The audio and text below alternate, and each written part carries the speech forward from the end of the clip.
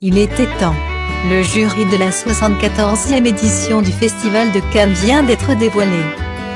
Sur la croisette, acteurs, réalisateurs mais aussi chanteurs vont fouler le tapis rouge de la croisette.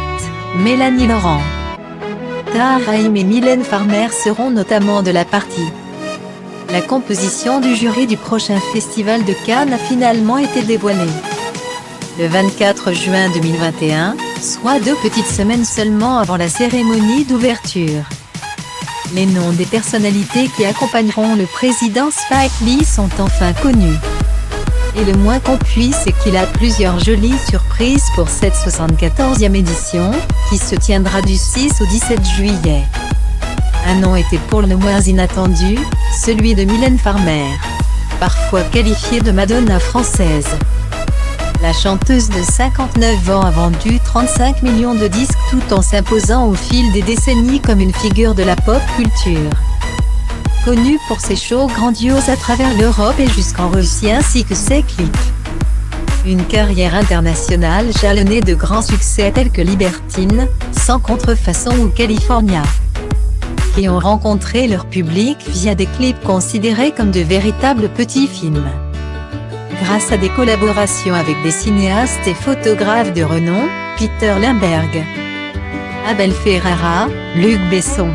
Comme le rappelle l'AFP, en 2018, la chanteuse à la crinière rousse a rejoint le casting du film d'horreur Ghostland, récompensé au Festival du film fantastique de Gérard May. Mélanie Laurent sera également de la partie, la jeune orpheline juive assoiffée de vengeance chez Tarantino, Inglorious Bastards, ou citoyenne engagée pour l'environnement, Demain de Cyril Dion. Présent cette année à Cannes, multiplie les casquettes. Actrice, scénariste et réalisatrice âgée de 38 ans. Elle mène une carrière des deux côtés de l'Atlantique.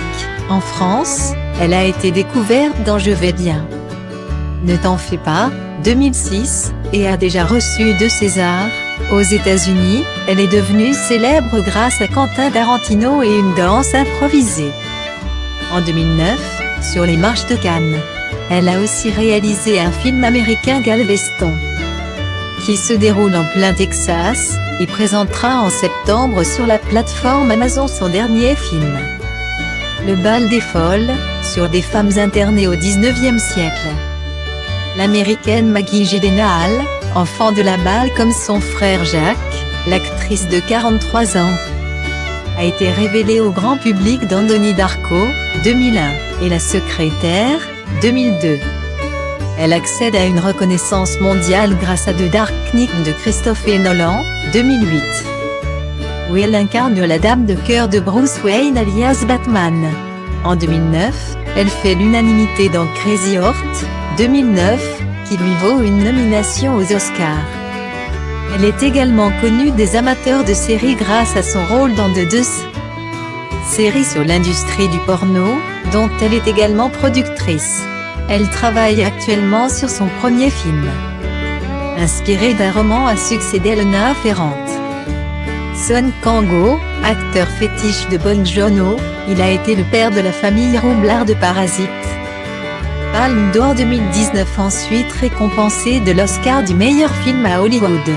En 26 ans de carrière, le Sud-Coréen a joué dans 40 films dont Memory of Murder, 2003, et Snowpiercer. Le transpersonnage, 2013, film de science-fiction dystopique réalisé par Bong Joon-ho. Récompensé de l'Excellence Award au Festival du film de Locarno, Suisse, en 2019. Il a été en 2020 sur la liste du New York Times des 25 meilleurs acteurs du XXIe siècle. Tahar Rahim, premier rôle dans la série à succès de Netflix Le Serpent, où il incarne le tueur français Charles Sobrat. Est nommé au Golden Globe et au BAFTA pour désigner coupable, dans les salles françaises le 14 juillet. Tahar Rahim est l'acteur français à qui tout réussit. À 39 ans, l'acteur mène une carrière éclectique en France et aux États-Unis. Le compagnon de Leila Bekti et père de 3 enfants a été révélé en 2009 dans Un prophète de Jacques Audiard, où il tenait le premier rôle, celui d'un détenu. Ce drame intense a remporté le Grand Prix du Festival de Cannes et 9 Césars, dont celui de meilleur espoir masculin et meilleur acteur. Il revient en compétition à Cannes en 2013 avec le passé de l'Iranien Asghar Farhadi et grand central de la Française Rebecca Zlotowski. Il a également été vu dans la série de Heidi sur Netflix, avec sa femme Leila Bekti. Kleber Mendonça Filho, représentant de la nouvelle vague brésilienne, le réalisateur, 52 ans, a marqué le Festival de Cannes en 2019 avec Bacurau, film de genre politique récompensé du prix du jury ex aequo avec Les Misérables de Lajli. Pourfendeur de la politique de Bolsonaro, il avait déjà séduit la Croisette en 2016 avec Aquarius. Chronique de la société brésilienne et des excès du capitalisme à travers le portrait d'une femme libre, en guerre contre une société immobilière qui veut la déloger, avec son actrice fétiche Sonia Braga. Jessica Housney, ancienne élève de Michael Haneke, la réalisatrice autrichienne Jessica Housney, 48 ans, a vu son film Little Joe, en lice pour la Palme d'Or en 2019, primé pour la meilleure interprétation féminine remportée par l'anglo-américaine Emily Becham. Ce long métrage évoquait des manipulations génétiques dans un futur assez proche où l'actrice jouait une phycogénéticienne à la fois très pointue et borderline qui travaille dans le développement de nouvelles plantes.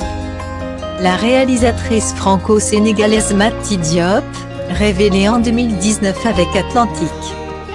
Son premier long métrage récompensé du Grand Prix à Cannes, elle n'a de cesse de revenir à l'Afrique, dont elle parle dans ce film où est évoqué le sort des migrants. La nièce du grand réalisateur sénégalais Djibril Diop Mambéty. Réalisateur de Touki Bouki, la cinéaste de 39 ans avait déjà été remarquée avec 1000 soleils en 2013. Actrice à 16 heures, notamment chez Claire Denis dans 35 Roms, 2008. Elle est une admiratrice du cinéma onirique du Thaïlandais Apichatpong Weerasethakul, qui sera en compétition cette année.